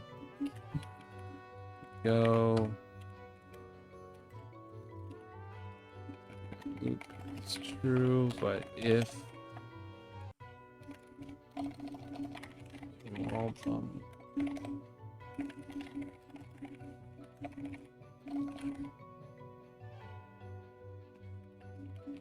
all right, something like that should work.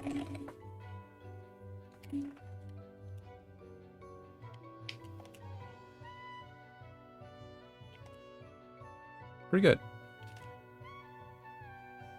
That ain't bad. So there's a couple things we can do here. One is the smoke could be a little bigger, I think. I think another thing we can do is make it so that when we spawn the smoke particle at the position, we can just like offset it a little bit.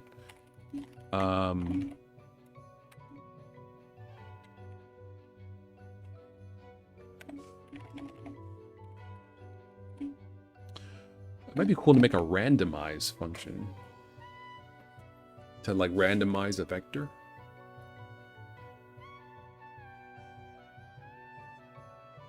Like if you make a vector,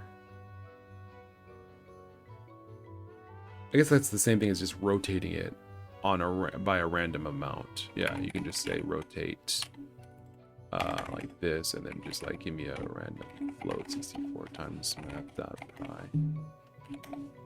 I guess you could just say 2 radians float 64 times 360. There we go.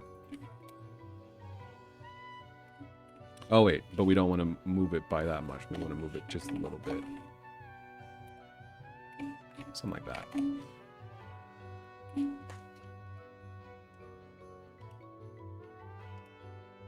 Smoke's too big now.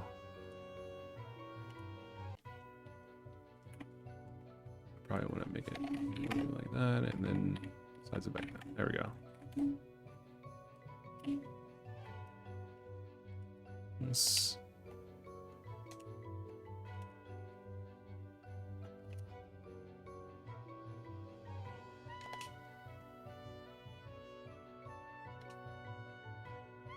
Okay, all right. Cool. Something else I need to do, actually. I still need to fix that thing I mentioned a few minutes ago. I said there's something we need to fix. We still haven't fixed it, but I'm gonna write this down before I forget, and that is... we could probably use... is there an optimization?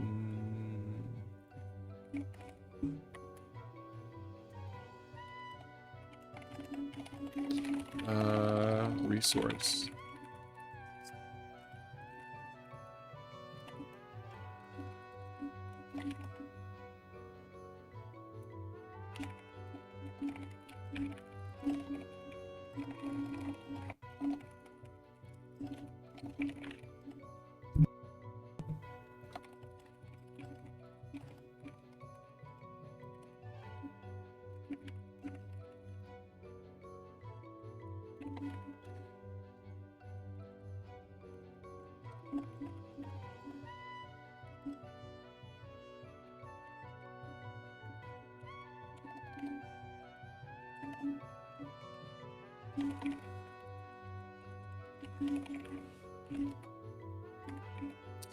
Yeah. Okay. So my idea here is that it would probably be good, and we can switch up this music again.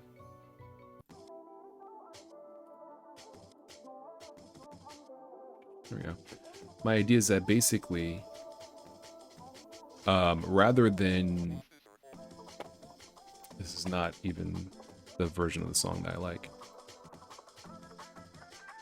It's just incorrect.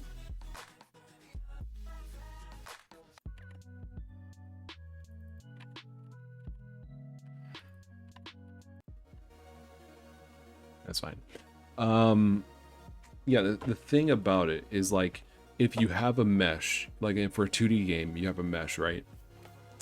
That's the player sprites mesh, as an example, or an enemy mesh, or gold, whatever. If you want an animation to play back on that mesh and not the other meshes, then you naturally need to make a clone of the mesh.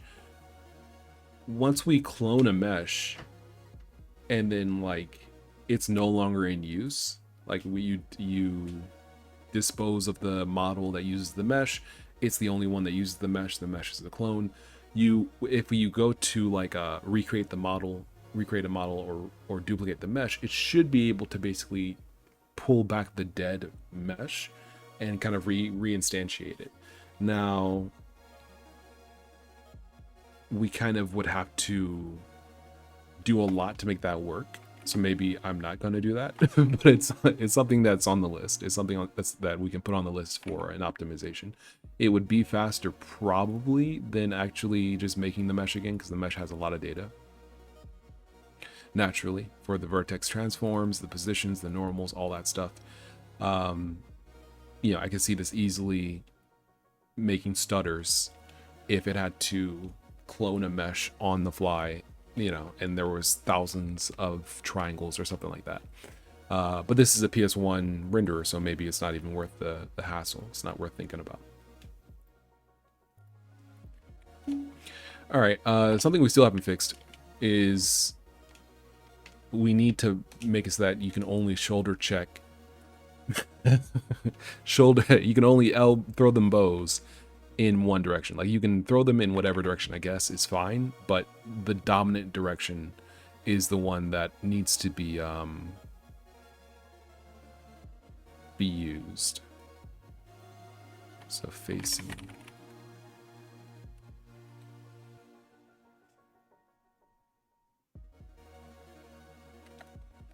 So we're gonna do it like this. Move back.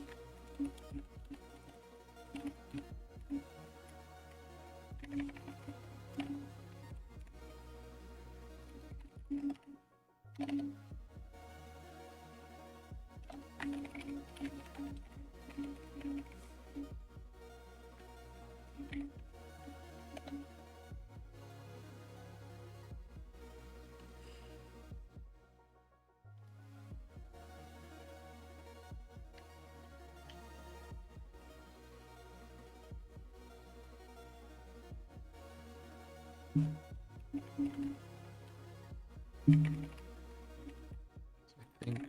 think this is what we want to do.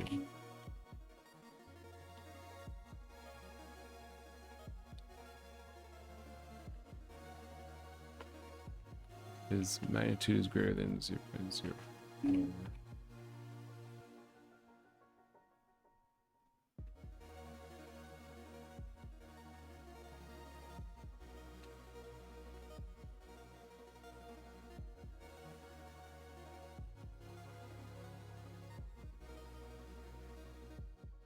Let me think about how I want to do this.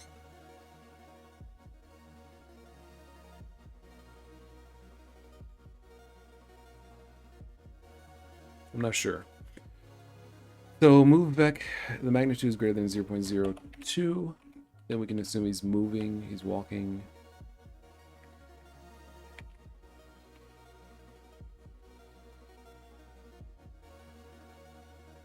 It's nothing to do with movement.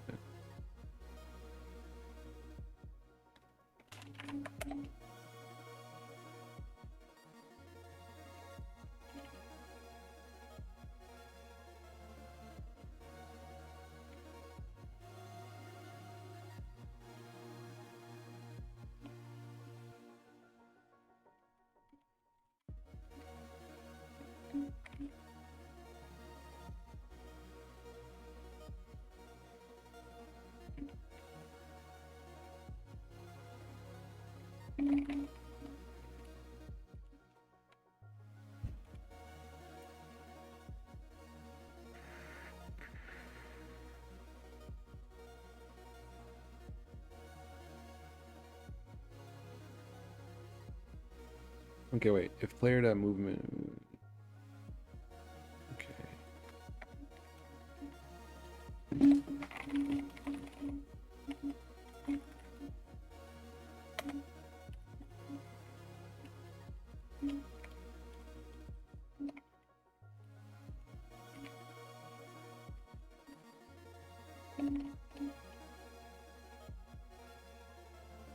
Well, I guess we can just do it like this.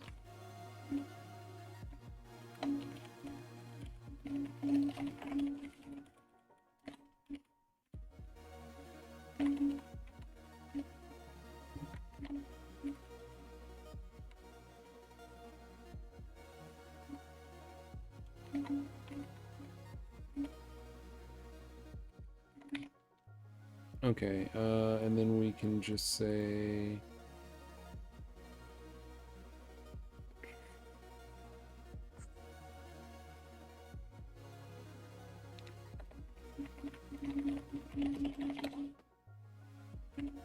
this should be here.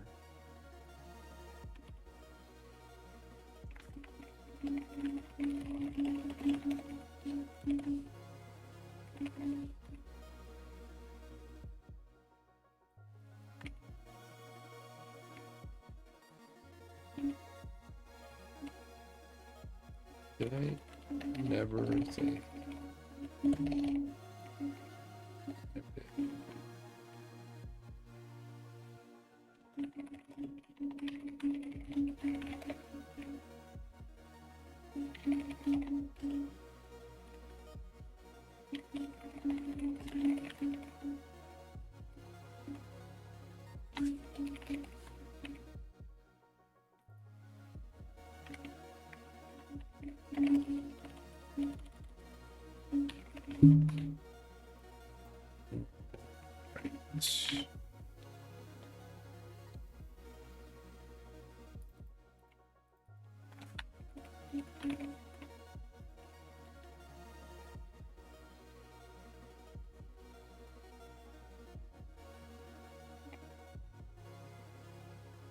I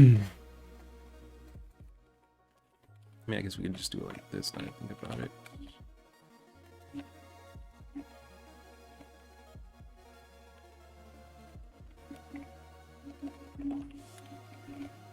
Right, don't need this anymore.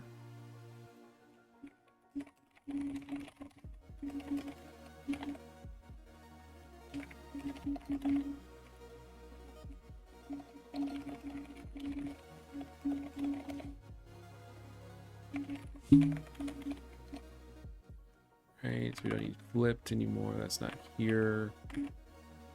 Angle, facing. Okay, there we go. Flip X. This becomes flip X. There we go. All right. So this should be better, I think.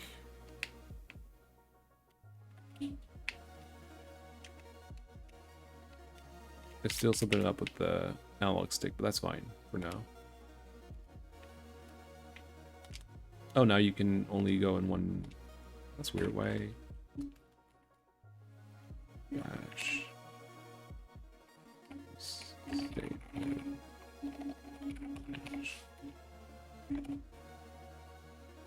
Bad vector use. Okay, facing. Yeah, that's fair enough. Understood.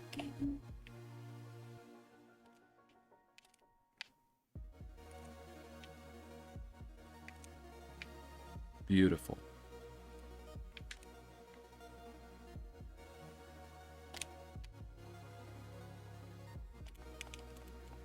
Capture. That's how it works, dude. This is Ape Escape. This is just Ape Escape, but slightly different.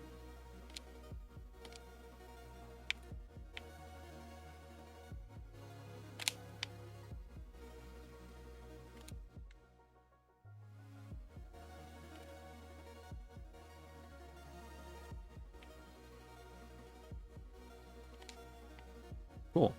All right, well, this turned out really well, actually. I mean, I got a lot done. I managed to do some stuff that I didn't realize I could do or needed. Yeah, this is solid.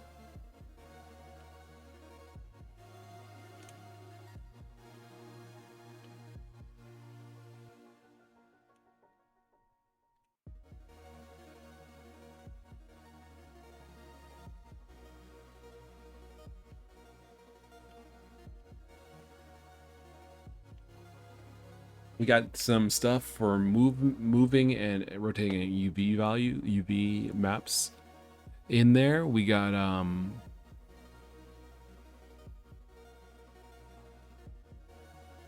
what I add here. Oh, normal's always facing lights, which is very useful for 2D stuff. Yeah, it's cool. That's very cool. All right, well, things are going pretty well. Yeah. So I'll catch you guys on the flip side next time. If you want to support development, please check out my links. Well, I don't know if I have links there is no description, but check out my Patreon. You can search for it on Google. I'm just gonna, no one's gonna go look for it, but if you were to go look for it, it's on Google. Patreon.com/solarloon, I guess. Check out my YouTube channel. I have a Discord server as well. And yeah, I guess I'll catch you guys on the flip side next time. Thank you very much for watching. I've been SolarLoon. It's been real. And I'll catch you guys maybe Friday. All right, see ya.